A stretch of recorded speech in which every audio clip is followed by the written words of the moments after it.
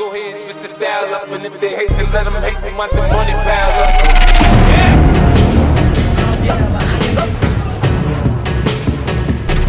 What's up, everybody? Welcome to 40 and Fly. This episode is sponsored by... Just kidding. We ain't going to go there today. But Logan Paul, we need some prime up here, bro. So look out for us. I'm in here representing the Lake Show. You know how we get down. Yes, sir. Lake Show all day. You have a team? It's the Jazz, bro. Oh, yeah. I love the Jazz, too. I love the Jazz, too. But the Lakers are my squad always. Yeah. Because Magic was my man growing up. Everyone loved Michael Jordan, and I love Michael Jordan, but Magic was always my guy. Yeah. I remember the videos. You remember the videos? Showtime. I think the reason why I like Magic Johnson so much, though, was because I just loved how he involved everybody. I love that he was like really good at assists, and he always did assists with flair. I just loved his showmanship, and I'm really big on that. I'm really big on that. Even when I play ball, I love sharing the rock. There's no better feeling than a dope ass assist. That's for sure. And shit, we carry that through life right now. You know, we always trying to get a nice assist to people we care about, people we love, and we actually do that for a living, running a gym. We had a meet this week, Pacific Northwest Championships. It's actually the biggest meet we run every year. Oh, man. That's fun. Meets are my favorite.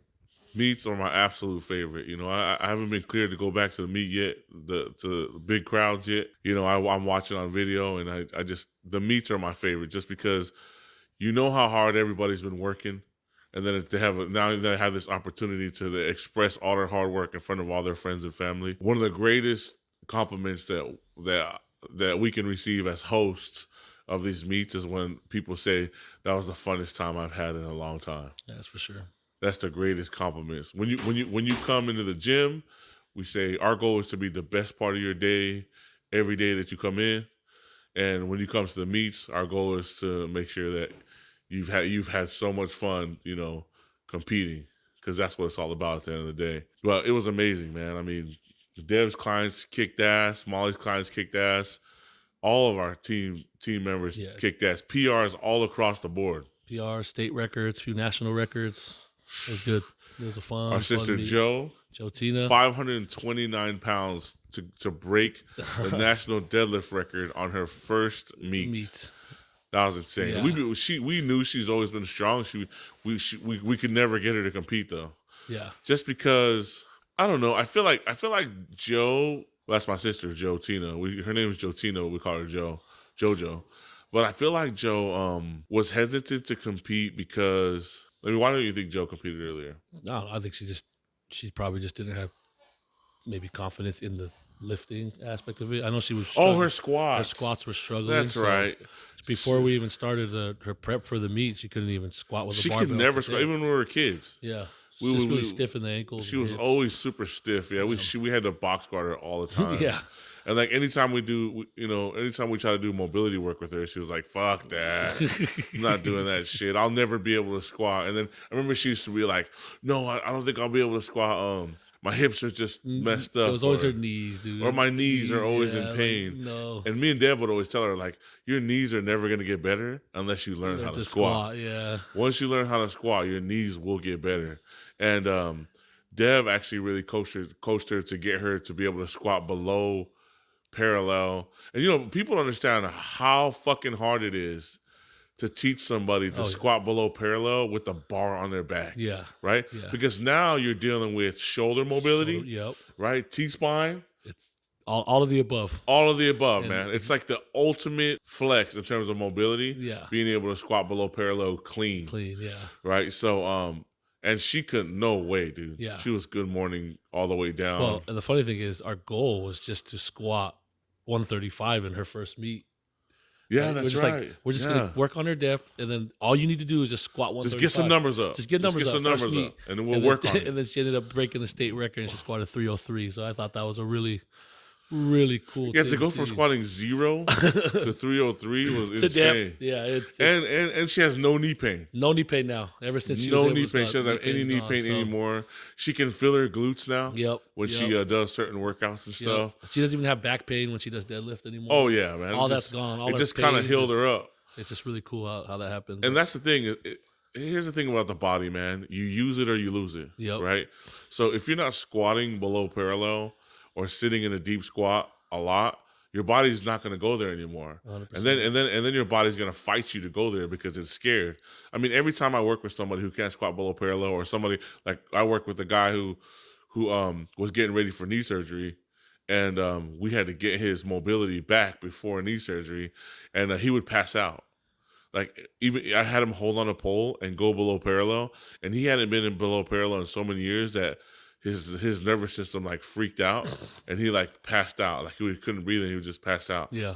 And so part of our programming was we'd have to have him just sit in the bottom of a squat until to let his body know, like, hey, it's okay, like we're safe. Yeah. Right, because your body's really protective, so it's like we're safe, we're okay, we can be down here without being injured. Yeah. The mental part of lifting and getting to those things is highly underlooked at, I feel like, by coaches. Like getting people to trust those movements. A lot of people have the movements in them, their brain just don't trust it. Yeah. And so it's like a defense system that their brain has created because it's fearful of getting down to that position. It thinks you're going to get injured. It thinks you're going to get hurt because your brain's main priority is either to protect you or to give you what you want. And so that's where you get compensations, or you get people stopping too short of what they're doing. And once you get that brain to trust that movement, then usually that solves most of the problems. Yeah, for sure.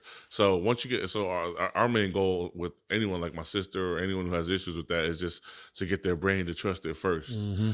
Really important. And you work from there. That's really important. And nobody ever talks about that. No. Right? Nobody ever talks about that. People are always like, just put your heels on some plates. You know what I mean? Like, stretch. You know what I mean? It's like, and they're fighting all these things, and all you had to do was just get the head right, man. Yeah. I mean, mobility on its own, those stretching on its own, it's not usually the answer. It's you got to get the brain right, and then the other stuff will supplement that. Yeah, because it don't matter how much you brain. What do they call it?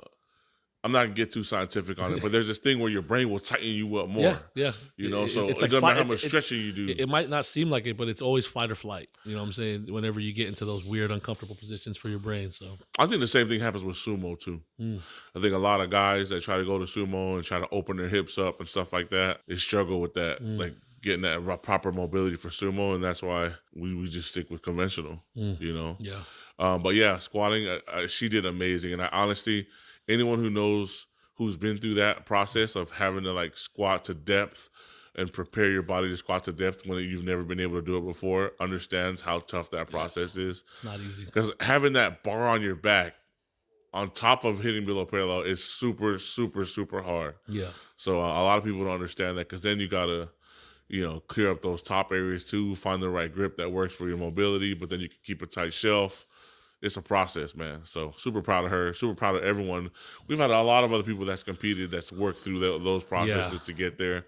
And the funny thing is, every single time we can get somebody to do it, their knees are always better. Oh, yeah. So that's why I always think it's funny is when somebody is like complaining about their knees, or they're saying, oh, we're going to quarter squat. Yeah. They create these variations like Joel Seedman. We're going to quarter squat. That's where the body naturally wants to be. It's like, no, fuck off. You just don't want to take the time to train clients to get below. Hard, man. It's hard. Same thing with the football squat. Yep. Fuck your football squat, dude. Like sports squat, whatever the fuck. The sports squat, squat. That's where when you stand there like a linebacker, you're in a quarter squat. You never are in below parallel. You're never there. I was like, oh, you forget you got to dip corners, motherfucker. You gotta run hoops. Fucking sports is a 360 thing, dude. Like there's no such thing as this quarter position. That's a whole nother vlogcast. Yeah, I don't want to get We'll go off on that shit. Yeah, we don't. Yeah, let's not go there. These guys don't want to take the time to teach their athletes to get below parallel. But here's the thing: if you work on it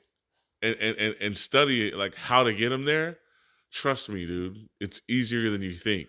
But a lot of you guys don't have the right protocols because you're not starting with the brain first. Yeah. You're not starting. You get to the brain first, you can get there. Yep. Right? And here's the thing. Yeah, your guy can quarter squat 700 pounds, right? Yeah. And then his confidence level is just high, and then he can play at a high level. But that's why you work with variations. You can have a quarter squat with 700 pounds, then you can have a below parallel squat with 400 pounds. who cares? Now you have variations that you can improve the strength on over time, and you combine those two, and you created a fucking monster. That's how we create monsters at our gym. Yeah. That's how we create beasts at our gym, because we don't box ourselves in like that. You know what I mean? And a lot of times people think, oh, private sector, you have everyone one-on-one, you have time with everyone. No, the majority of our athletes are in groups. Yeah. And the majority of our athletes are paying out of their own pockets or their mom and dad's pockets, so they have a short amount of time where we got to get them right and get them to be able to do things. So yeah, we're taking through the high school. Do you guys know how many high school kids we've got to squat below parallel? And do you know how many we start with every season that can? Oh my gosh. We're talking about little spider monkeys, dude. Their knees touching and shit. Oh my God. Elbows all whapped out. Looking like straight Guillermo del Toro. Guillermo del Toro. Freaking Pan's Labyrinth. scary movies. Yeah, man. Pan's Labyrinth. Some damn Harry Potter characters, dude. And then the thing is like we went through for years. We went through the elevate your heels. We went through this. We went through that. Nah, man. Nah, that ain't gonna work. You know. So and we're lucky because the high school allows us to get them early. Yeah. And then we can build them from the bottom up. But yeah, man, we've done it over and over and over again. So if we can do it, then a lot of you pro coaches or guys who are working with elites out there in big cities. Man, there's no excuse, man. I think everybody should be able to squat below parallel, and it'll help them more than hurt them in the long run. Oh yeah, right. Especially with all the knee injuries and Achilles problems that are going on right now. You know, guys are forced to bend in positions they're not training in. So yeah, you gotta have those movement options, man. You limit the movement options as a coach. They're gonna be movement options, bro. That's fire. You limit the movement options. You're gonna limit their ability. As simple as that. I like that movement options. That's cool. Let's see, you watch some webinars with that one because I ain't heard that one yet. So yeah, man. Hey, you know, just squat. If you can't get there, you know, find a coach that'll help you get there. It'll be worth its weight in gold for everybody. Any concept, whether you're powerlifting or not, it's worth it. So, but yeah, back to the meet. The meet was fucking amazing, man. I mean, energy was high. High energy as usual. Lit. Yeah, it was lit, man. I like I said, I love seeing everybody compete and go hard. Here's the thing, too. You know, everyone was messaging me from the last vlogcast about my thoughts on progress over numbers. Oh yeah, yeah. That's been the hot topic of the gym. It's been a hot topic. It's been a hot topic. You know, and when I say everyone, I just mean everyone who watches this. I don't know. And then people talk, and then they come back and talk. But I think, and there's some people that are super stubborn still. You know what I mean? But let me talk to you guys about this. Competition, the meet, is totally fucking different than the gym, guys. Yeah. I don't know how many times I got to explain this to people, but people are their ego is just so strong, man. It's like the gym is not game time. No. All right. It doesn't matter if you train with kilos, if you train in a competition bench. It doesn't matter if you know, how much volume you've had or how many max efforts you've had. Game day is different. Always. Right? You're going to do your best to train your ass off to mimic the conditions of game day, but you never can do it. Mm-hmm. It is near impossible, right? But you're going to do your best. But the moment you start comparing training and game day or thinking that they're going to be exactly the same, that's where you fucked up. Mm-hmm. It's just like you can do so many scrimmages in practice, in football practice, right? Or in basketball, right? You go in the game, it's different. It's different, man. I've seen people, including myself, who would do really good at practice in football or in basketball, and then go to the game and just not be as fluid and you know, and really struggle. Yeah, struggle a little bit, you know. And so I just really want people to understand it's not the same. Like I remember, you know, my clients, I had a client that's hitting big numbers. They're kicking ass in the gym, and then you kind of know, like, see me when I call numbers, I factor in everything, right? How many injuries did you have throughout the training cycle, right?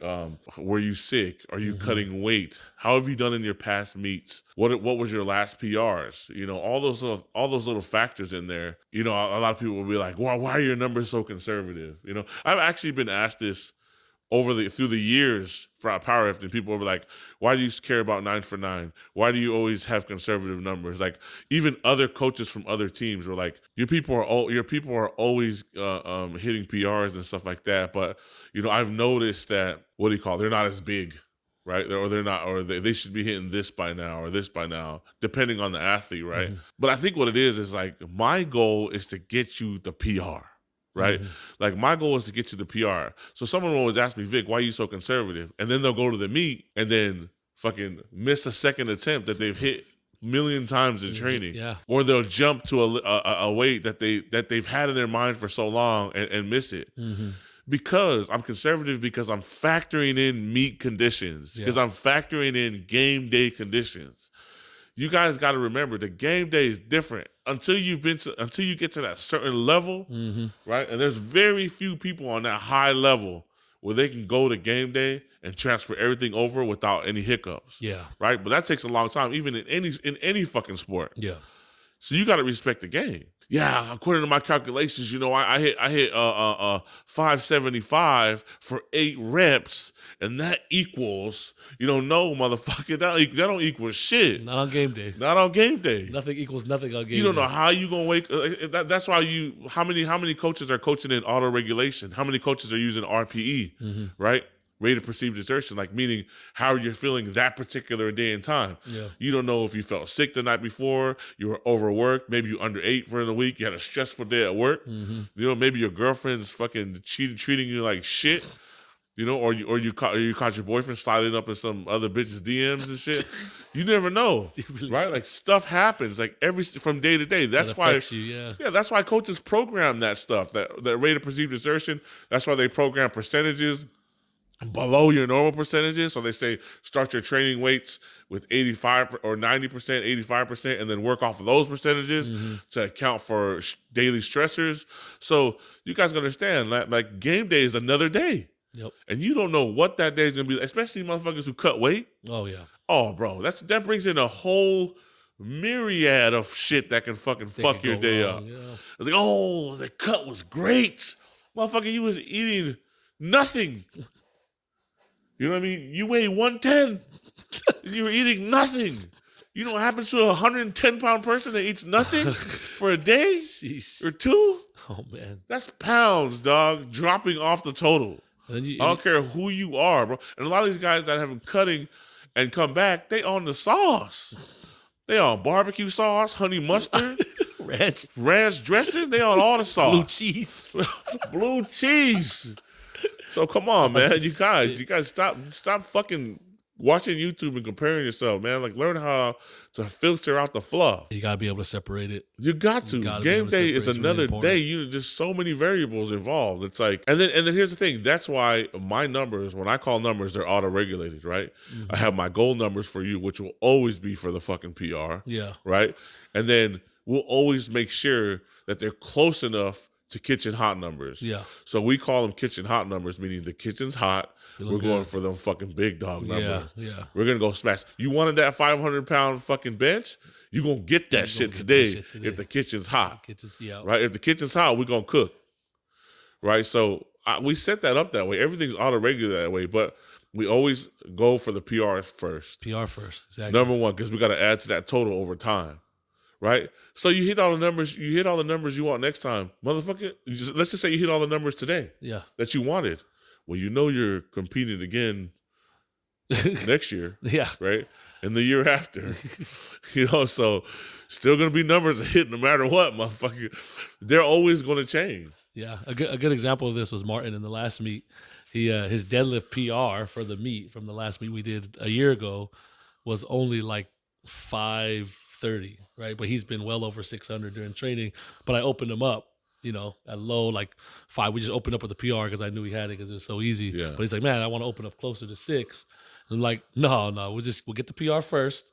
Get that PR first. And then if it looks fast, we'll go for it. We'll get to the top. Well, 545 flew up like nobody's business. So I jumped into 606, flew up. That was another PR. Kitchen was hot. Then we went to 630 and he ate that up. Easy money. Ate that up. Yeah. So sport kid, man, you turned into one of my favorite lifters, man.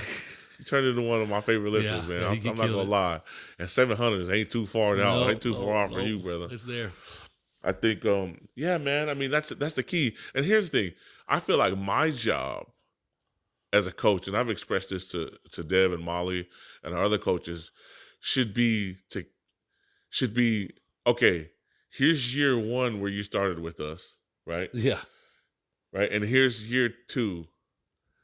Look how far you fucking come, right? Yeah. Yeah. Just huge additions. Oh, here's year 3. Here's year 4, right? And then all of a sudden you just seeing like, dude, I've a fucking 100 pounds, 200 pounds, 300 pounds stronger on every fucking lift, Yeah. right? Like that's my goal, right? And so if I'm over here chasing numbers and you missing them in meets, Yeah. and then your total's not going anywhere, well, shit. And the only total that matters is the total you hit in the meet, Yeah. right? We don't care about your gym total. Yep. I see people posting that the gym total. Nobody give a fuck about your gym total unless you don't compete. If you don't compete, then Hey, shit. post that gym total. But I mean, but then if you do want to post it, hey, fucking post it, dude. You know what I mean? Like, I'm not hating on that shit. I'm just saying. Just can't compare the gym total to the meet total. Yeah, if that's you're it. a competitor, especially if you're a competitor. If you're a competitor, like, Yeah. just don't do it, man. Don't do it. And whoever you're watching, you're not him. Yeah. You're not her. You're you. You are you. You are you. I'm him. Yeah, I think one thing I get it, for a lot of people, it's good to never be satisfied, but you got to appreciate and respect the process as well. You got to, man. And really, reflect on, every past performance. And as me and Vic as coaches, we do it. We look back at the past performance. We look back at all the training history up until the meet, and we're like, okay, this is where we're going to take them. We make sure we get the PRs first, and then whatever it looks like, then we go from there. By the way, fill out, when you guys go to work out, I'm talking to our people, fill out the freaking questionnaire in the beginning, that small questionnaire that says, how was your sleep? How have you eaten? Readiness. How was your mood? Your readiness. We need that Yeah. readiness. The readiness scores helps us, It man. does help. Because I always look at readiness score, and then some of you guys be skipping that shit. Don't be lazy. And I know if you're skipping that, you're skipping accessories, bitch. You damn sure are skipping mobility. So, You skipping something. skipping. Call you Skippy. Oh my gosh.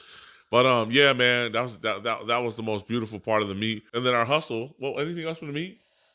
No, just really good job to everybody. Thank you for everybody. Oh, that came University out. of Oregon. University of Oregon powerlifting team is competing. Oh, this weekend. Yeah, this Yeah, weekend. we got the Texas Strength System, Oregon Texas Strength System. champion. They call it the Oregon Championships this weekend. Yep. It's a USAPL meet, different federation. USAPL meet. Yep. But all the kids that have been, you guys have seen. If you're not, you've seen the Oregon powerlifting team come in and train, and a lot of those kids are competing this weekend. So you have nothing to do. Yeah, so it's like a college competition. Yeah. And the good thing is, the cool thing about USAPL is it's almost the same as USPA, except they use a power bar. They don't have a deadlift bar. It's power bar all the way through. Yeah. So I think that's cool because the stiff bars, people say the stiff bar is harder to lift on than the power bar, but really it's just a matter of just getting used to it. Yeah. So like if you compete in the stiff bar, then you'll just train on a stiff bar and be just as strong. But if you compete on a deadlift bar, you compete on a deadlift bar, you'll be strong on a deadlift bar. It's just a matter of adapting yourself to what you need to do. Yeah, I think I trained for the meet that I did. I only worked deadlift on a regular bar. And then when I went to the meet, it was a deadlift bar, but I didn't really feel that much of a difference. Just the first rep, and then after that, it felt normal. Yeah, when we got into powerlifting, we didn't even know what a deadlift bar was. we didn't know the difference. We just lifted. We just always lifted on power didn't know bars. a bar, didn't know about benches. First bars we had the little screws on the end. Yeah. And the fucking next thing the sleeves fall off. Like, what the fuck? Then we started learning, okay, now we're like, okay, that's why that bar was $99 and that bar was $300, you know? Yeah. So yeah, we learned that a little late, but honestly, everybody always talks about differences, but I really I don't feel that much of a difference, but I guess it's just a mentality thing. I don't know. Yeah, and we'll have variations where we like a stiff bar 1RM or something, or 3RM, and then, it's okay. I think it just depends on how you pull. Yeah. So yeah, everybody's different. I'm not a wedge for 10 minutes, slack out my life to death type of puller. I'm gonna grip and rip that hoe. Like that's it. I don't. Yeah. So that's why it don't make a difference to me, stiff or deadlift bar. Yeah, But some people really like to really wedge in there. But if you are a wedger and you are a slack out whore, damn, bro. work on the stiff bar. If you do it on the stiff bar, once you get to the deadlift bar, you're gonna feel that you're gonna pull that deadlift bar up to your knees, dude. That's actually, I never thought of that. That's a good idea. Yeah, fucking work your slack out to the stiff bar. That's not dope. Yeah, I actually who's saw, watching webinars now without me, dude? No. So I learned this from watching USAPL guys transfer over to the deadlift bar. Oh. So when I saw USPL guys just over the Deadlift Bar, I'd see their slack out difference on both of them, and I'll be like, "Holy shit, that fuck!" And they would say, "Oh my gosh, I can pull the slack out of that fucking Deadlift Bar. Crazy. It feels so nice." That's So dope. and I was like, "Oh well." Just tell my guys to train on a deadlift bar. I mean, on a stiff bar, Yeah. and they'll really know how to rip that slack out on a deadlift bar. I can't remember what the athlete was that did it. Pete Rubish? I think it's Pete Rubish. Rubis? Yeah, he's one of my favorite. Thank you, Google. Wasn't talking to you. Yeah, Pete Rubish. Damn. She must be interrupting a lot of conversations. but the college meet this week though, it's gonna be dope. And I've seen we've been watching the boys work hard. They've been doing they've been busting their ass. So excited to see them get after it this weekend. Yes, sir. And shout out to Texas Strength Systems, Yeah. man. You guys have been awesome and supportive of our facility as well, and helping us with our new transition and stuff like that. So we got some stuff coming from them. Super awesome place. Let's see. Last week, we had our appraisal last week. The numbers came back hitting. Yeah, it was nice. So the numbers came back hitting, and I'm not going to sit there and say like tell you the numbers because then it looks like we're But it was a relief. Yeah, it was a relief. it was a good relief. Yeah, it was a good. relief. It was You could breathe a little bit. we could breathe a little bit. Yeah. Because when you work so hard to remodel a place, you want to know that all the value that you put in and invested, is gonna reap the rewards that you're expecting it to reap. Yeah. So when the numbers hit, that's a good feeling, man. And I think this is on my second time. So first time it hit, but not like we wanted to. This time, I think I had lower expectations, and I had when it hit the numbers that we wanted, we were really, really, really excited. So you can't go wrong with a triple digit flip, man. Triple digit flip. Shout out Pace Morby. Shout out Pace Morby, man. Shout out Pace Morby. And Astro flipping, man. Hey. Follow those guys, man. Jamil, I think his name is. Jamil. Yeah, I get He's a lot. funny. We Pace Morby, Jamil from Astro Flipping. Those are the guys that really help us out a lot, and we've worked and learned from. Yeah. In terms of many different things, but I mean they're part of my favorite crews for certain projects, wholesaling, creative financing, stuff like that. But then also bigger pockets. Yeah, bigger pockets. You can't go wrong with bigger pockets. They've got good stuff. Yeah, they got great stuff. You just gotta learn how to filter out all the info and see how it works with you in your area, and that's it. But yeah, the appraisal numbers came through, and it was just such a relief to be done with that. Yeah, man. I don't think I want to go through that again for a little while because that was stressful. But we're kind of figuring it out. We're kind of figuring it out though. So we're like I feel we're at the junior year of tuition, right? Yeah, junior year of tuition. So then we got a subdivision coming up. So that's gonna be fun. That's gonna be another learning process. That'll be our first subdivision. Yeah, that'll be our first subdivision. Yeah, and just subdividing, selling off other properties. So I mean that's the mixed bag part of things. We're doing that stuff, and it's actually turned out to be great, man, so far. It's but it is stressful. I don't know if it's worth the stress, but that's kind of my job now. That's what I do. I work for To the Moon LLC. Yeah. And thank goodness, because these guys run the gym, so we don't. I get lost. This guy be talking to me about this stuff. I'm like, oh yeah, that's good. Yeah, go ahead, keep doing. Keep doing that. Oh, trust me, I think I'd much rather be on the floor sometimes, man, coaching, man. But man, we got to back ourselves up, man. Like I said, I say this to everyone all the time. I repeat myself always. It's that you got to diversify, man. If there's one thing that the Rona taught me when that shit went down is that I had to diversify. I got to diversify because I was always so big on just like, I'm going to save up, save all my pennies and pinch my pennies and save up and keep my head down and run my business to the best of my ability. But when someone comes knocking on your door and tells you you can't run your business that you've worked so hard for, and you've blood, sweat, and tears, stayed up late nights, busting your ass for, man, that's a scary thought. Yeah. And you got to look your kids in the eyes and be like, dude, like I was scared. I was scared out of my mind, man. I'd never been through that in my life. And then, as I'm trying to find ways to do it, like we're carrying equipment outside, like we're the first ones to do that. We're the first ones to carry equipment outside to help our clients and make sure that they can keep getting some work in, and then we can stay out of trouble, right? But then even then, you'd have all the sheeple down the street freaking complaining, sending in complaints, calling the police, getting all mad and stuff. And I'm just like, dude, listen, what do you guys want me to do? Yeah. We talked to one of the neighbors one time. I said, man, what do you want me to do? This is my livelihood. This is what I do. We're doing our best to keep everybody sanitized. We have time slots. I was going through the whole thing with her. And she's like, I don't care. That's your problem. And I mean, just when someone tells you that, man, and then when the government tells you that, and they treat you that way, man, after you've been open for, 10 years, 8 years, 9 years, it's a scary process. And you didn't do nothing. Right? It's just out of your control. It's like, you're going to do what we say because we don't know what the fuck we doing. Yeah. Right? Yeah. So that's why, you guys aren't going to see me as much around because I got to be that, diversified part of the team, and these types of things like these flips, these subdivisions, these moves that we're making, the crypto, the stocks, all that. Someone's got to pick that up. Someone's got to learn it. And I'm the fastest learner in the family when it comes to stuff like that. Even though Dev is the most book smarts, I feel like I'm the one. I mean, would you agree that I'm the one who can pick? Yeah, you're the fastest learner, and I feel like you're the best at applying it quickly. Oh yeah. Like I can learn something, but when it comes to application, like it takes me a while. Yeah. But like, there's a reason why we picked our positions in this whole thing. And well, the one thing Dev helped me out with though is like I'm not a risk taker. And Dev was like, listen, motherfucker, there's a time to take risks. This is now. You ain't risked shit your whole career. You just been building the accounts up, making sure that we're all safe. And actually, remember when it went down, Dev and Molly were, go ahead and tell them about that, Dev, how you guys are always like, Vic is fucking crazy. Oh, yeah. So before this whole thing went down, Vic used to tell us, like, hey, we got to prepare for, you never know when the world's just going to shut down, And me and Molly were like, all right, Vic, whatever, dude. Fucking weirdo.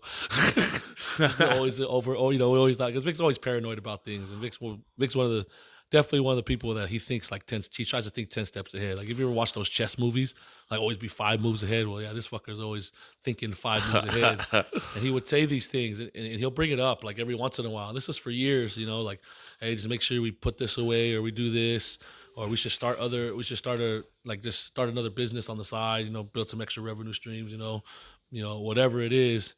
And then, me and Molly were just like, come on, Vic, like the gym's good, dude. Like it's growing, everything's good, everybody's happy, we're having a good little life here.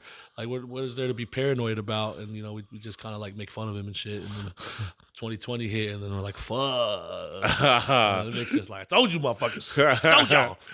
And lucky we had a bunch of side hustles at the time that really helped us out a ton. You had a bunch of side hustles.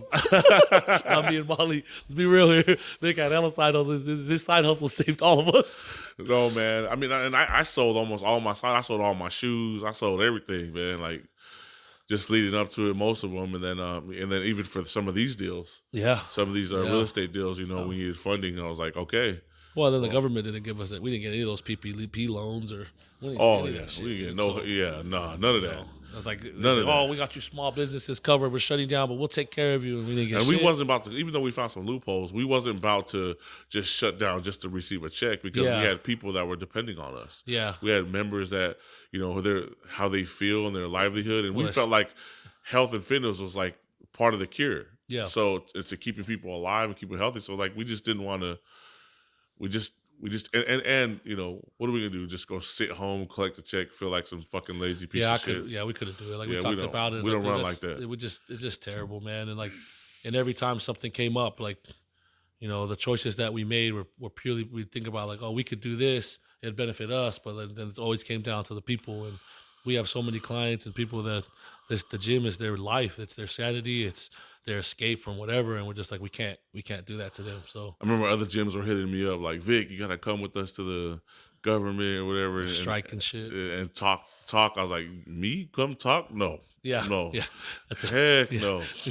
I'm the wrong person, man. Sorry. Then they're like, how do you do this? How do you do this? Lose situation. People were asking me, gym owners were asking me like, okay, so you're taking your equipment out and nobody said anything to you. Da, da, da, da. I was like, no. So the other gyms started doing it, and we were kind of helping them out and stuff. When everything started dying down and going back to normal, I didn't hear from anyone again. So that's usually how it goes.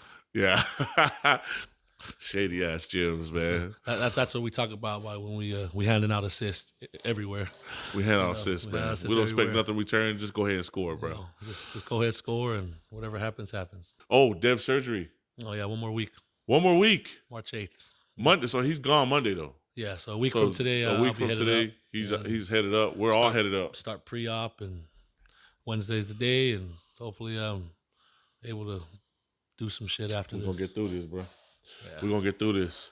So 2 weeks, we'll be up there in P-Town. Easy work. Easy work, man. We're gonna get through this. We're gonna knock it out. Yeah. So, we just gotta make sure Dr. Strange is ready to go, ready to go do the surgery, to make sure this guy's on point. Yeah, dude, that'd be nice if it was Dr. Strange. Give me a time stone, shit. Yeah, yeah. His hands are ready to go. He's ready to go. But yeah, that's big news. So we just gotta stay strong this last week. Yeah.